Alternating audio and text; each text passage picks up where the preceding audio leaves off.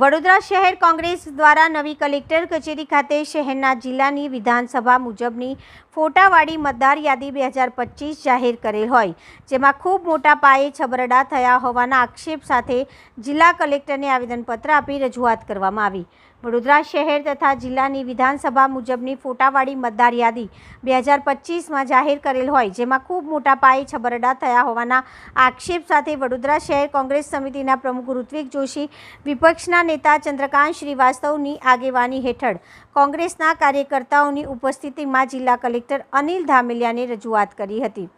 કે વડોદરા શહેર તથા જિલ્લાની વિધાનસભા મુજબની ફોટાવાળી મતદાર યાદી 2025 જાહેર કરેલ હોય અને આ મતદાર યાદી રાજકીય પક્ષને આપવામાં આવેલ છે। 143 અકોટા વિધાનસભા વિસ્તારની ફોટાવાળી મતદાર યાદી ચેક કરતા એક વ્યક્તિના મતદાર યાદીમાં 2 વાર નામ છે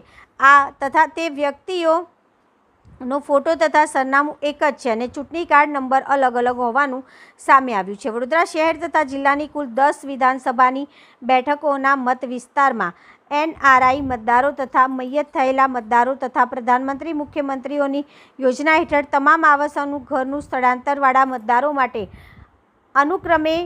મતદારિયા કાઠવા તથા ઉમેદવાર એટલે કે ઘરનું સ્થળાંતરવાળા મતદારોના સરનામા મુજબ દાખલ કરવામાં આ વિષય પર ગંભીરતાથી નોંધ લઈ આગળની કાર્યવાહી કરવામાં આવે તેવી માંગ વડોદરા શહેર કોંગ્રેસ સમિતિ દ્વારા માંગ કરવામાં આવી છે।